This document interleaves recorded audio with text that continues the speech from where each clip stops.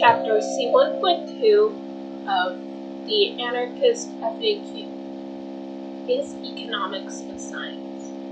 In a word, no. If by scientific is meant in the usual sense of being based on empirical observation and on developing an analysis that was consistent with and made sense of the data, then most forms of economics are not a science. Rather than base itself on a study of reality and the generalization of theory based on the data gathered, economics has almost always been based on generating theories rooted on whatever assumptions were required to make the theory work. Empirical confirmation, if it happens at all, is usually done decades later, and if the fact contradicts the economics, so much the worse for the facts. A classic example of this is the neoclassical theory of production. As previously noted, neoclassical economics is focused on individual evaluation of existing products, and, unsurprisingly, economics is indelibly marked for the dominance of a theoretical vision that treats the inner workings of the production process as a black box. This means that the neoclassical theory of the capitalist economy makes no qualitative distinction between the corporate enterprise that employs tens of thousands of people and the small family undertaking that does not employ any wage labor at all. As far as theory is concerned, the small family undertaking that does not employ any wage labor at all, it is technologically market forces, not structural social power, that governs the activities of corporate capitalists and of petty proprietor alike. William Lazonick, Competitive Advantage on the Shop Floor. Production in this scheme just happens. Inputs go in, outputs go out, and what happens inside is considered irrelevant. Technical issue independent of the social relationship, those who do the actual production perform themselves, and the conflicts that ensue. This theory does have a few key assumptions associated with it, however. First, there are diminishing returns. This plays a central role. In mainstream, diminishing returns are required to produce a downward sloping demand curve for a given factor. Second, there is a rising supply curve based on rising marginal costs produced by diminishing returns. The average variable cost curve for a firm is assumed to be U-shaped, the result of a first increasing then diminishing returns. These are logically necessary for the neoclassical theory to work. Non-economists would, of course, think that these assumptions are generalizations based on empirical evidence. However, they are not.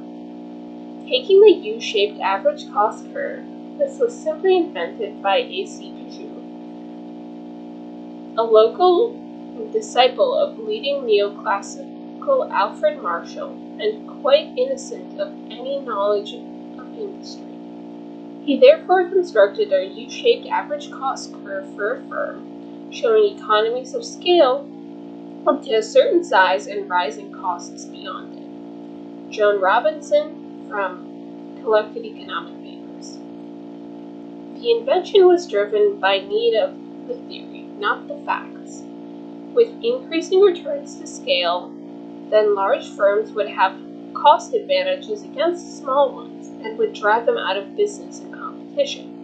This would destroy the concept of perfect competition. However, the invention of the average cost curve allowed the theory to work as proof that a competitive market could not become dominated by a few large firms as feared. The model, in other words, was adjusted to ensure that it produced the desired result rather than reflect reality. The theory was required to prove that markets remained competitive, and the existence of diminishing marginal returns to scale of production did tend by itself to limit the size of individual firms. That markets did become dominated by a few large firms was neither here nor there. It did not happen in theory, and consequently, that was the important thing. And so, when the great concentrations of power and the multinational corporations are bringing the age of national employment policy to an end, the textbooks are still illustrated by U-shaped curves showing limitations on the size of firms in a perfectly competitive market. Joan Robinson from Contributions to Modern Economics. To be good, a theory must have two attributes. They accurately describe the phenomenon in question, and they make accurate predictions. Neither holds for Peugeot's invention. Reality keeps getting in the way. Not only did the rise of a few large firms dominating markets indirectly show that the theory was nonsense, when empirical testing was finally done decades after the theory was disproved, it showed that in most cases the opposite is the case, that there were consistent or even failing costs in production. Just as the theories of marginally and diminishing marginal returns taking over economics, the real world was showing how wrong it was with the rise of corporations across the world. So the reason why the market becomes dominated by a few firms should be obvious enough. Actual corporate price is utterly different from the economic theory. This was discovered when researchers did what the original theorists did not think was relevant. They actually asked firms what they did, and the researchers consistently found that for the vast majority of manufacturing firms, their average cost of production declined as output rose. Their marginal costs were always well below their average costs and substantially declined as output rose. Smaller than a marginal revenue, and the concept of a demand curve, and therefore its derivative marginal revenue, was simply irrelevant. Unsurprisingly, real firms set their prices prior to sales, based on a markup cost at a target rate of output. In other words, they did not passively react to the market. These prices are an essential feature of capitalism, as prices are set to maintain the long-term viability of the firm. This and the underlying reality that per unit costs fell as output levels rose resulted in far more stable prices than were predicted by traditional economic theory. One researcher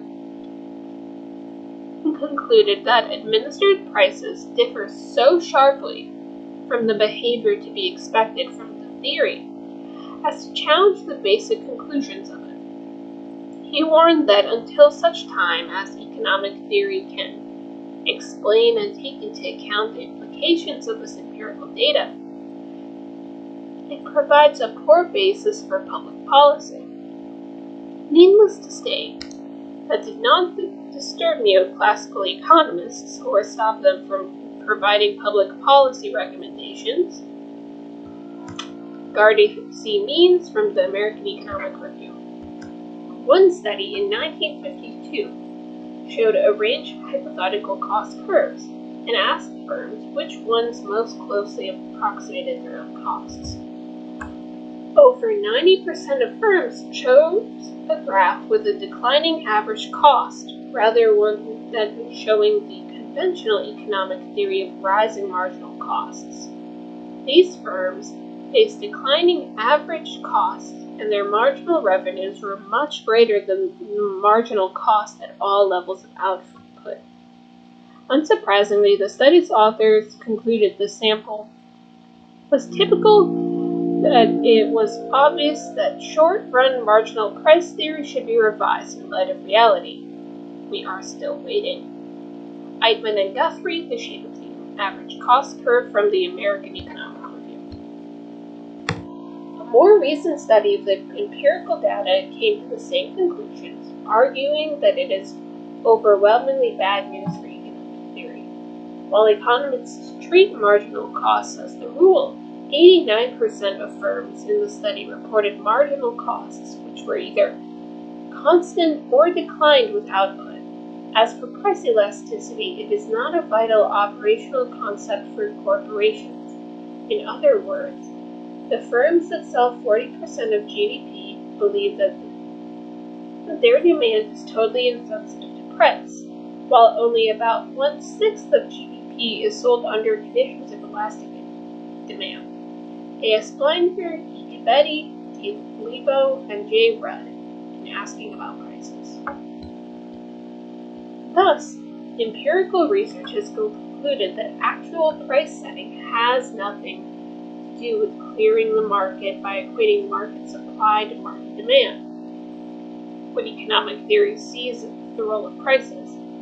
Rather, prices are set to enable the firm to continue as a going concern, and equating supply and demand in any arbitrary period of time is irrelevant to a firm which hopes to exist for the indefinite future. As Lee put it, basing himself on extensive use of empirical research, market prices are not market clearing or profit maximizing prices, but are rather enterprise and hence transaction reproducing prices. Rather than a non-existent equilibrium or profit maximization at a given moment determining prices, the market price is set and the market managed for the purpose of ensuring continual transactions for those enterprises in the market, that is, for the benefit of the business leaders and their enterprises. A significant proportion of goods have prices based on markup, normal cost, and target rate of return pricing procedures are relatively stable over time. Thus, the existence of stable, administered market prices implies that the markets in which they exist are not organized like auction markets or like the early retail markets and oriental bazaars, as imagined by mainstream economic ideology. Frederick S. Lee, Post-Keynesian Price Theory. Unsurprisingly, most of these researchers were highly critical of the conventional economic theory of markets and price setting. One viewed the economist's concept of a perfect competition and monopoly as nonsense and the product of the itching imagination of uninformed and inexperienced armchair theorizers, which was exactly how it was produced. No other science would think it appropriate to develop a theory utterly independent of phenomenon under analysis. No other scientist would wait decades before testing a theory against reality. No other science would then simply ignore the facts which utterly contradict the theory. We continue to teach the theory as if it were a valid generalization of the facts, but then economics is not a science. This strange perspective makes sense when it is realized how the key notion of diminishing cost is to economics.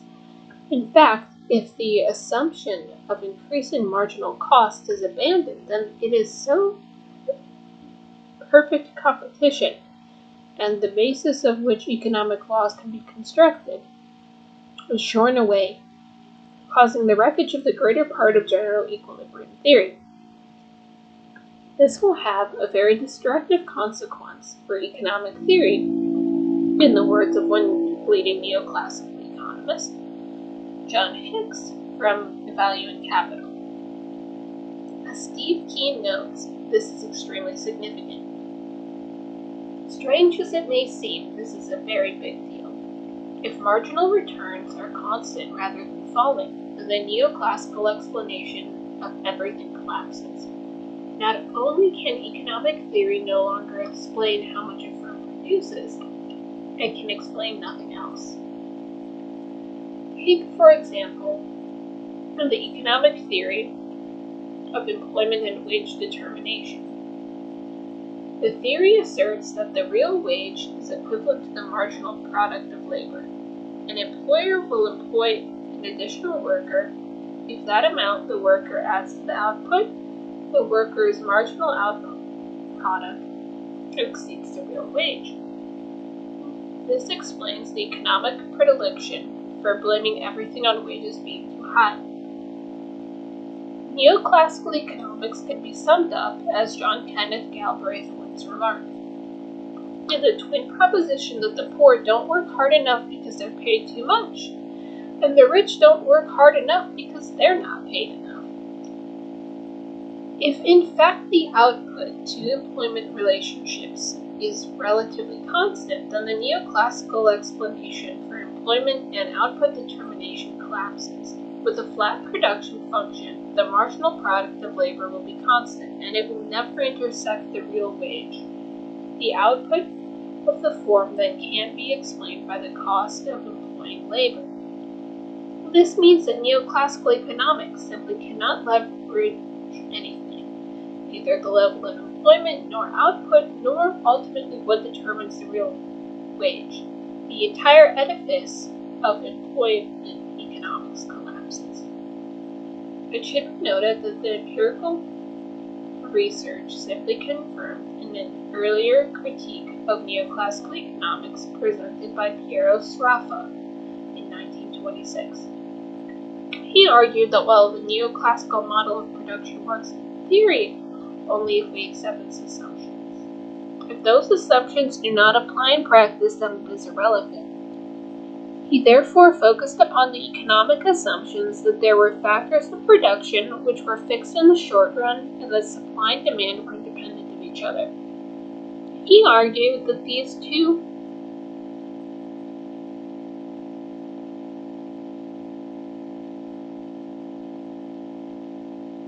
assumptions could be fulfilled simultaneously.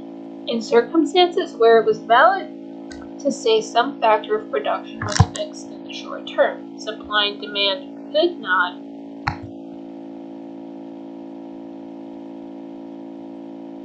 be independent, so that every point on the supply curve would be associated with a different demand curve.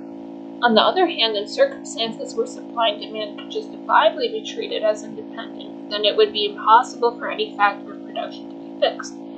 Hence, the marginal cost of production would be constant. He stressed firms would have to be irrational to act otherwise, foregoing the chance to make profits simply to allow economists to build the model on how we should act. Another key problem in economics at that time, this has been well known and admitted by economists of some time. Marshall, for example, stated that the element of time was the source of many of the greatest difficulties of economics, from principles of economics. The founder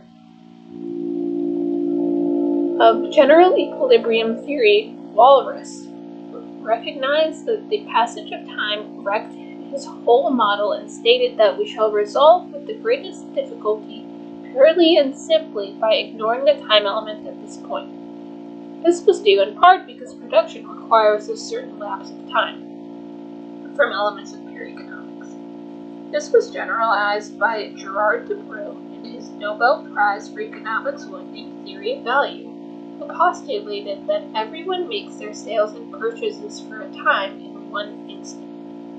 Thus, the cutting edge of neoclassical economics, general equilibrium, ignores both time and production. It is based on making time stop, looking at finished goods, getting individuals to bid for them, and, once all goods are at equilibrium, allowing the transactions to take place. For Walras, this was for a certain moment of time and it was repeated, and for his followers, it happened once for all eternity. This is obviously not the way markets work in the real world, and consequently the dominant branch of economics is hardly scientific.